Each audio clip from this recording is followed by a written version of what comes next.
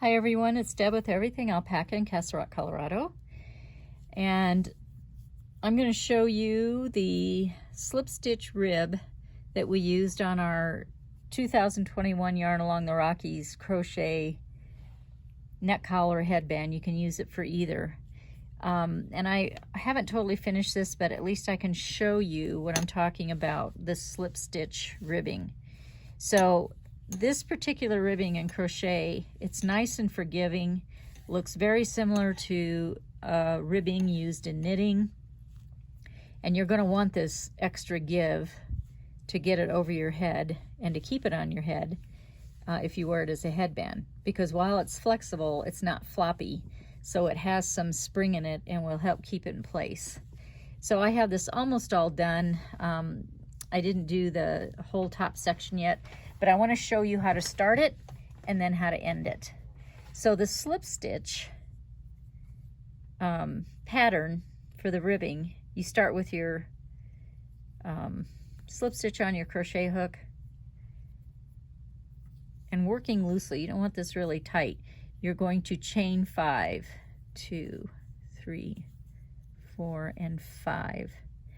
You're going to skip the first stitch from the hook. You're going to go into your second stitch in the back loop only, and you're just going to slip stitch over the next 4 stitches. Always hard to start when you don't have any purchase to hang on to. Here's the third one,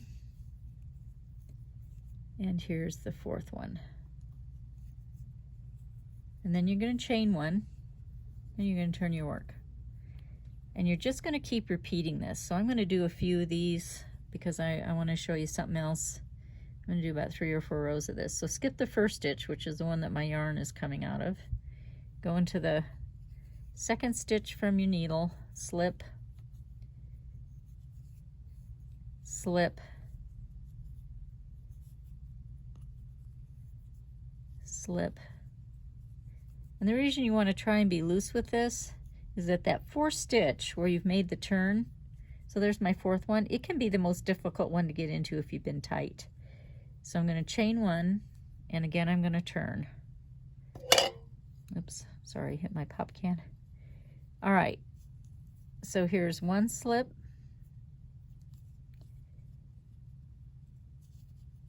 there's the second slip, here is,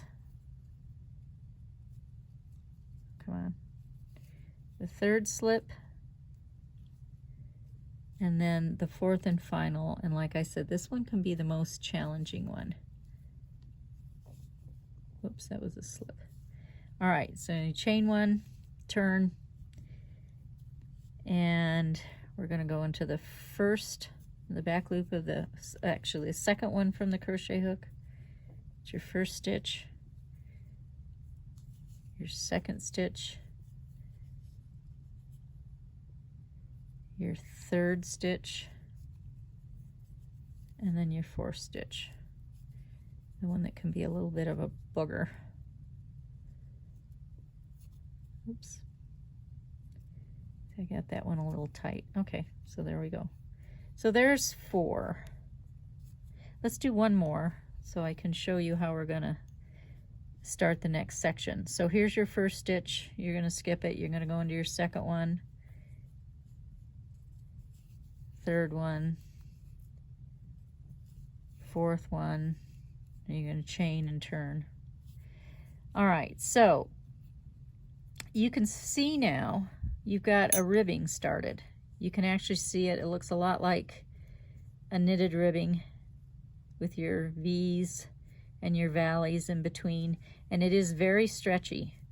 So you're going to do this for 16 inches, and that's without stretching it. So just lay it out, let it be natural, and measure it for 16 inches. When you get out to 16 inches, you're going to take that end you just finished and put it up here with your first one, and you're going to go into each one of those 4 stitches, and you can single crochet them together or slip stitch them together, so you have a little bit of a seam but you really can't feel it very much. In fact, in this one, it's there, but you can't hardly feel it. So you're going to connect them, being careful not to twist your work, so that your band, so you're working your band this way, but then you're going to turn your work 45 degrees to start the next section, which is 4 rows of single crochet and then your bubble, and then 4 rows of single crochet, and then you're going to go back and put a ribbing on it at the end, and I'll show you how to do that in a second. So just pretend like you have a 16-inch band here. You're going to turn your work 45 degrees. Now you're going to start single crocheting. So I went in between the valleys of each of these ridges, and I single crocheted for, see, here's a ridge, here's a valley, for however many stitches I said to cast on. I can't remember, it was 46 or 48.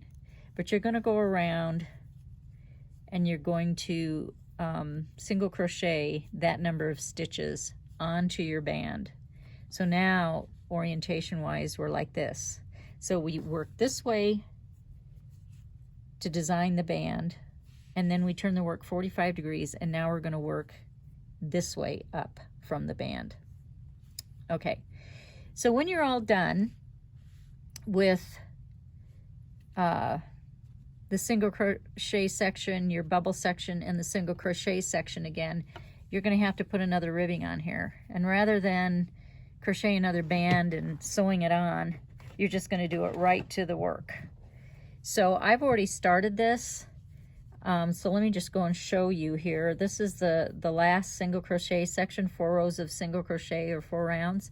When you get to your last stitch, you're going to hook it to the first single crochet of that round and just slip stitch it together, which is this stitch right here. You just slip stitch it together, this one right here, I think.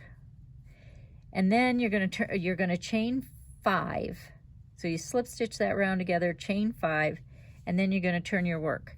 And then you're going to start doing exactly what we've been doing. You're going to, in the second stitch from the hook, you're going to slip stitch 4 stitches. And then instead of chaining 1 at this end, you're actually going to slip it into the stitches from the edge of this. So let me show it to you here. So I am at the end of this one, and I've chained 1. Now I'm going to go into my second stitch from the hook, and I'm going to slip it. Oops. And I'm going to do this for 4 of the stitches, the 4 stitches of the ribbed edge. There's 2. There's 3. Come on, baby, get in there. It was tough because I'm picking up more than I should. I just want that last. There we go. I'm normally a knitter, so you crocheters watch me struggle a little bit. It's because I don't normally crochet. Okay, so that was my 3rd one. Here's my 4th one. And then instead of the chain 1, like I do on this end, on the outside end, I'm going to go, you can see that this ridge here belongs to this stitch from the edge. I'm going to go to the next stitch, and I'm going to go under both legs of that stitch, not just this top one, but both legs. And I'm just going to slip stitch it to the band. So that replaces my chain 1 at this end.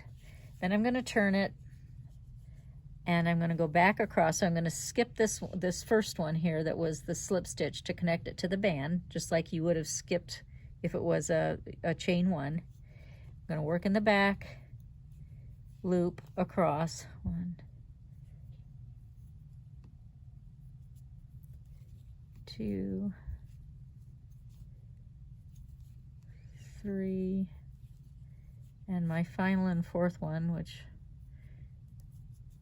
sometimes is a little bit of a challenge, and slip stitch that through. Now here, because I'm at this outside edge, I'm going to chain 1. Oops. Then I'm going to turn my work. I'm I'm going to show this to you one more time. Skip that one, go into this one, second back loop from the hook. There's one. Here's two. Here is